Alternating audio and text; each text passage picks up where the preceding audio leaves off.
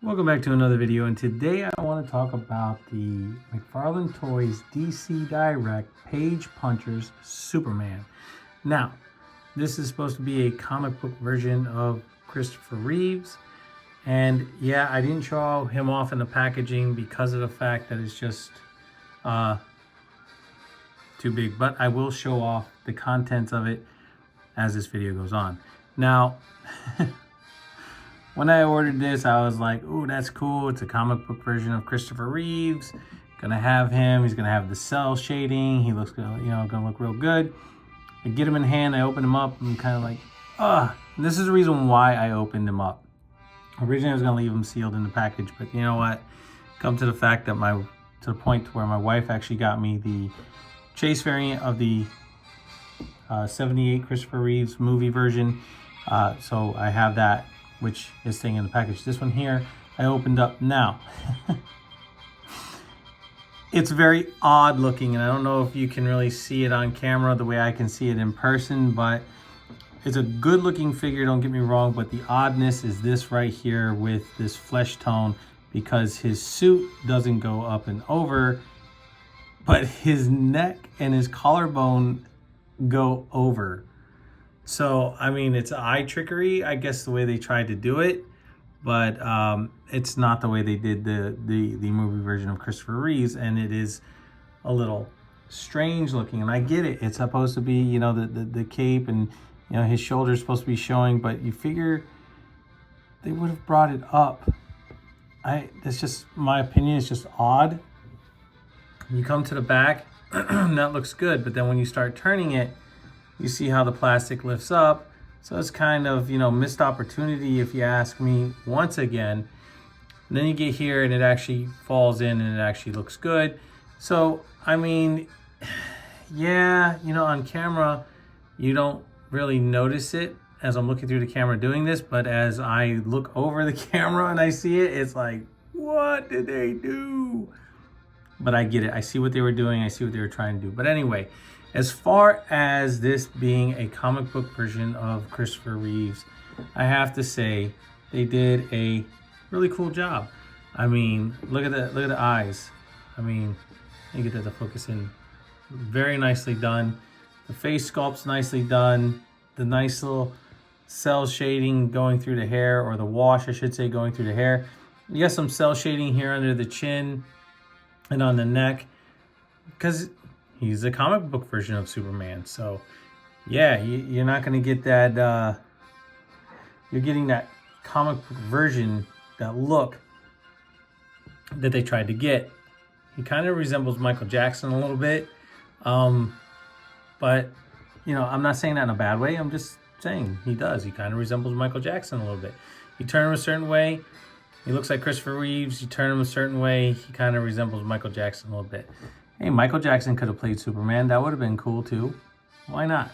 But anyway, yeah. But this here, that just seems to annoy me. It may not annoy you guys, but it does me. And that's that. The head sculpt, nicely done. The wash through the hair. The cape, same type of cape they used for the movie version of Christopher Reeves. And then some more cell shading on his actual suit. And then you have, the S. This is actually painted on compared to the way it was on the movie version. So, yeah. I mean, it's cool. He's cell shaded. They got nice little color in the boots here. Nice little cell shading on one toe, not the other, because this foot doesn't deserve any cell shading. Only this one does. This one has some cell shading up here. He's got a little shading here on the leg, and then some on the arms, and then, of course, on the back. Now the back is really gapped open back there. I don't know why, but the cape covers it, so who cares?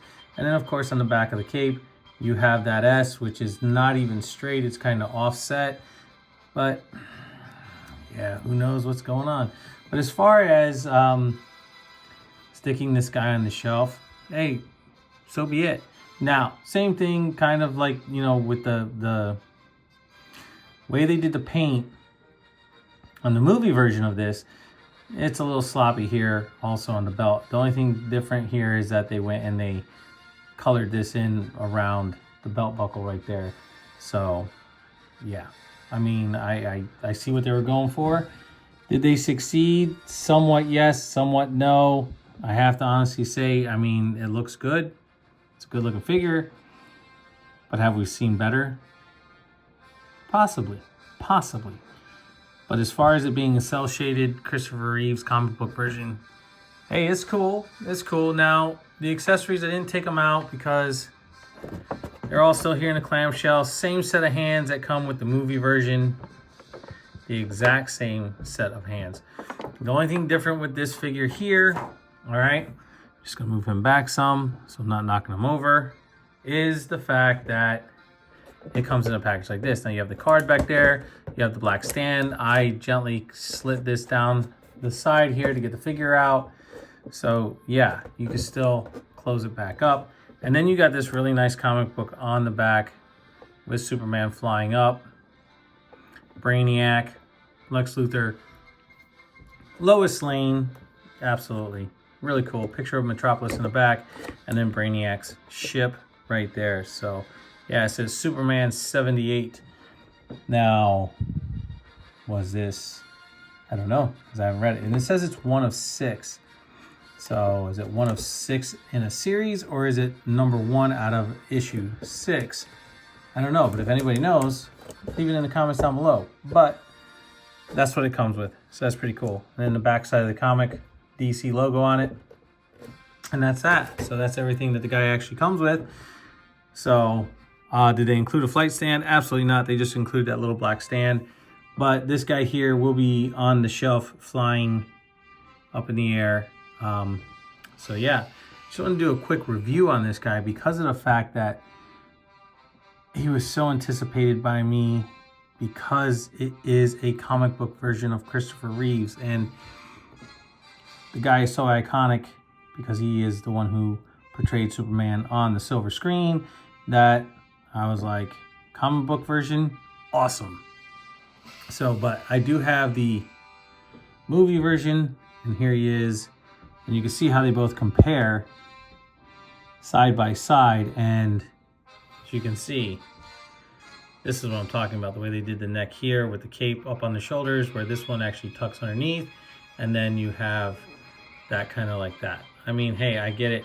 Comic book version, movie version. Either way, still same body somewhat. This guy's a little bit bigger. Believe it or not, if you actually look at the muscle texture of his biceps compared to the movie version, these are a little bit slimmer, these are a little thicker, excuse me. And then you have his chest here, which is a little bit bigger than his chest here, and like I said, and then his symbol is actually molded, where that one's actually painted on. So, and if you actually look, this has that little yellow triangle here up at the top, where that one doesn't. It's missing it. So yeah, there's some here's and there's. Excuse me. Sorry, just getting over from being sick, so I do apologize for that. But as you can see, even the head sculpt here on the comic book version is a little bigger than the movie version. But either way, they both still look really good, even with the wash and everything else. So yeah, this guy's gonna go up on the shelf next to my 66 Adam West figure, and this one's gonna be using his flight stand flying through the air. So yeah, that's pretty cool. But for the most part, nitpicks. Certain things I think were missed opportunity. I think they could have done a little bit better with it, but that's how I am with McFarlane figures when it comes to certain things. You know, when they do a great job, I brag about it, and when they do something like this, it's hard to overlook, man. It's really, really hard to overlook, because it's, I see what they were going for when they did it, but they already had the buck. They could have just used the movie version and then just did this. But I guess because it's a comic book version, he's going to be a little bit thicker. He's going to be a little bit more muscular. So yeah, I mean, I guess if I open that comic and look in there, oh, I apologize. This is the way the suit's going to look in the comic, I guess. But hey, it looks cool through the camera, but in person it's just kind of whatever. But I guess when you pose him on the shelf, I guess he's going to be all right. So enough of the nitpicking. It's great that he's got the cloth cape, better than the plastic traffic cone swishing off to one side. I like the way they did the cell shading and everything. And yes, even though it is a Christopher Reeve's portrait, it's a comic book version of it, and it looks really good. So with that being said, guys, this is my review on the McFarlane Toys DC Direct Page Punchers Superman. So I hope you guys enjoyed it. I'm sorry I didn't take the comic out and show it to you page by page, but I didn't even get it out of the plastic. And all the other accessories, as far as all the other hands, we've seen them before with the movie version of Superman. So if you haven't seen that review, it's on the channel. Go check it out, please. Please do. Anybody has any comments to tell me, you know, on if they know if that's the way it's supposed to be or whatever, please leave them in the comments down below. And yeah, appreciate you guys watching. So with that being said, please like, subscribe, share, leave a comment down below. Always hit the notification bell so you never miss out on anything new. No matter where you guys are, catch you on the flippity flip.